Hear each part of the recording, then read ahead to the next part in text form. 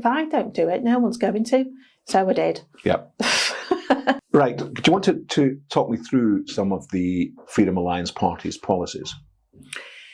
So Freedom Alliance, just a bit of background, as I said before, we started out at the beginning of the pandemic as a direct response to the COVID narrative and as a part of the freedom movement's arm of resistance is the best way to put it.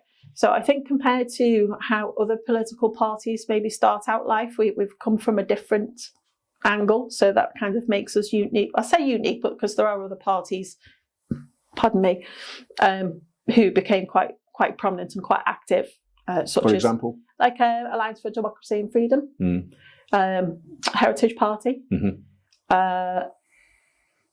Well, that's just a few, but there are other parties who I'd say are kind of more freedom orientated, shall we say. So our policies have stemmed from this sense of wanting to protect our freedoms and claw them back. And that's kind of moved from the whole COVID thing into other aspects, such as net zero, freedom of movement.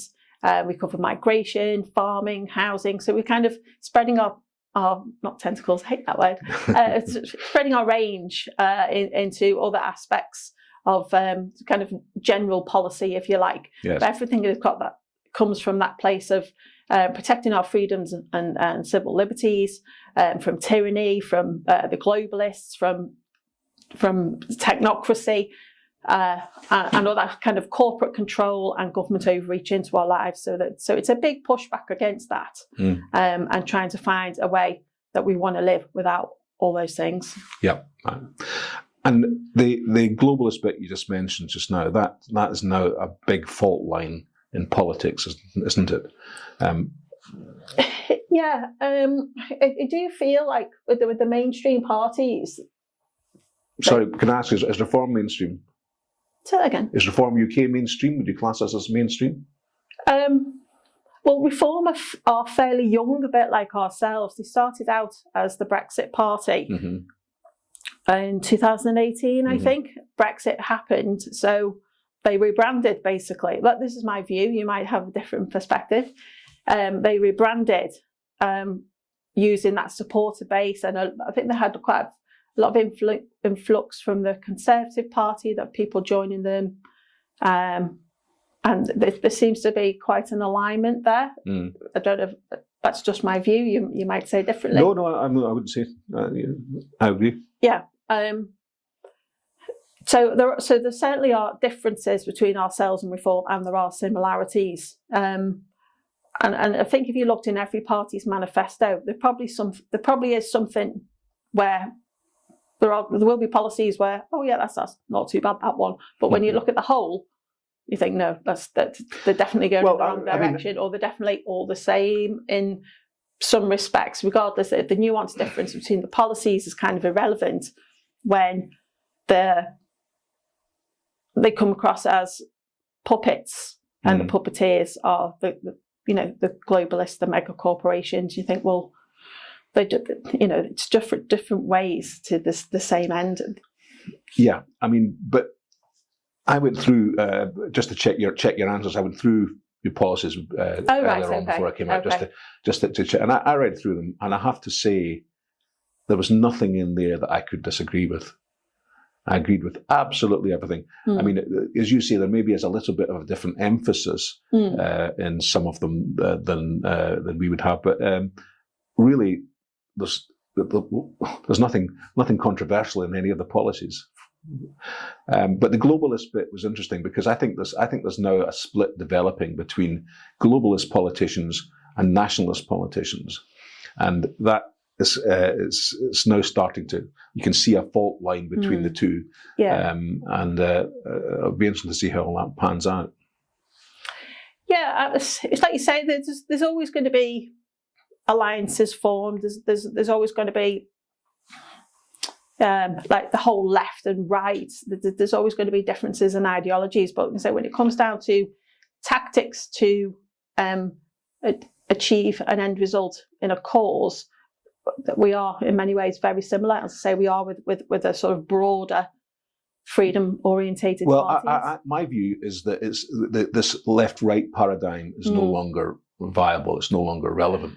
We have people joining our party who've come across the political spectrum, so I see that dissolving, but a lot of people still think that's the fault line is between people who like the World Economic Forum and people who don't. People who like being run by the United Nations and the World Health Organization, and those that don't. That's the fault line, I think, that is now running through politics. And it's quite what's been happening in the last couple of weeks with regard to, since Trump has got in, he, I think, has made it even more manifest. What's your view on him? Personally, I don't like him. I think, gosh, it's difficult. I think sometimes he's right, but you don't always have to like people and know that they're right. I do see there's with Starmer and Trump, there's certainly a widening gap, but between America and the UK, there seems to be a more of a coming together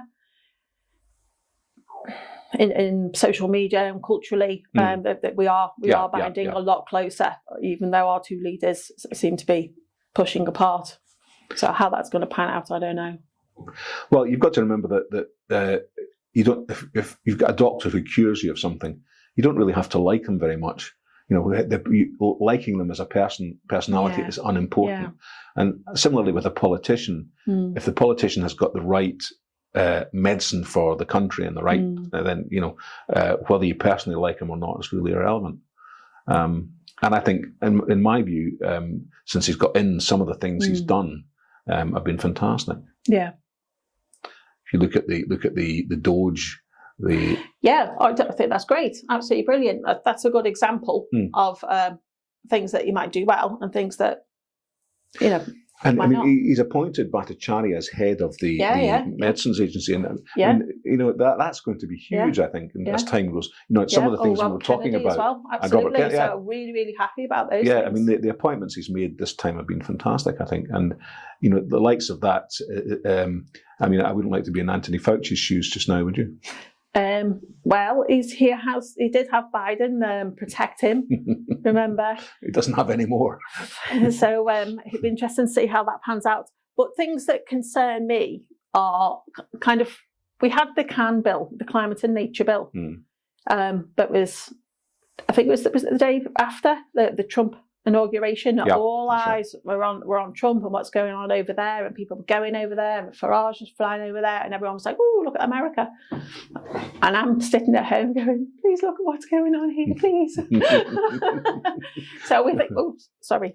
We do need to be really careful that we don't get too carried away with what's going on over the pond, and focus on issues. There was another bill they tried to sneak through at that time. Was it the something in Nature Bill, which the Climate and Nature Bill? That's right. Yeah, if that had gone through, I mean, people don't. I don't think I never really read up on it very well, but I was aware that if that had gone through, it could have been absolutely catastrophic. Yeah, it could have been. Yeah, and it got kicked down the road till July, I think, and.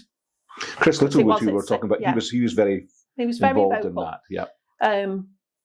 As were we. But you hear a lot about reform being against net zero, and we're going to do this and we're going to do that when we get in against net zero. But what about now? Where were they with the Climate and Nature Bill? We never heard anything from the leadership. It was great, and I'm so pleased that Chris Littlewood did speak out, and a lot of Reform members were against it as well. But it was disappointing not to hear the leadership speak about it. I'm not going to defend the party leadership in everything they do, and I don't think anybody would want to do that. But you're right that in terms of the grassroots membership, I mean, we have members in common as well, don't we? Oh, absolutely. And yes. The grassroots level. That's the sort of thing that is so important, and you're right that we need to keep our eye on these things. Yeah. But we would like to have closer working relationships with Reform. I know you and I have a good relationship, and I do with other people in Reform, other candidates and whatnot, and we've worked together on campaigns locally. And we should probably tell people what we've done. What have we done, Cath? Oh, you can tell them if you like. Cath and I, when we first met up, we got involved in running the anti-20 mile an hour campaign in Wirral. So Cath and I spent many weeks standing in the middle of roundabouts with big yellow boards, listening to people tooting their horns. And actually, it was a lot of fun, wasn't it? It was great fun. It was freezing cold with blue fingers. And we did it for months. And we picked different roundabouts where we'd get a lot of cars coming by. And in the areas where these 20 mile an hour roads were being rolled out.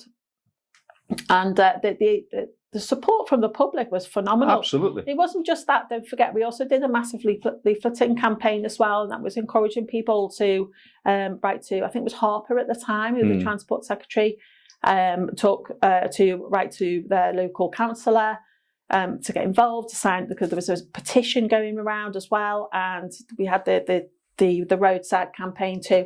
So there was an awful lot of things that we were encouraging people to do.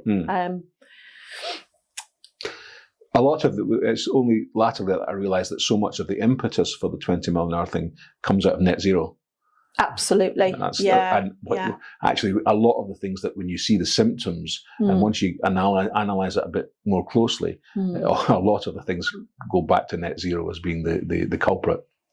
They do. There's a lot of things that are interconnected that people don't see. I don't like to use the term awake. I was going to come on to that. I really don't like that term. Explain what it is, because I've got a few questions I want to ask you about. Oh, right, okay. Are you awake to start with? I think it'd be big-headed to say that I was, because I don't think we can ever be aware of everything and understand the root causes and the connections, because there's so much that's so interconnected and is historical as well. We can never really know all of these things and never really know the truth about anything. No. But when we can say that we're awake, we can say we are aware that perhaps we're being lied to, we're being manipulated. So it's awake being aware of something that you want to question, rather than having a whole gamut of ideology that you believe in.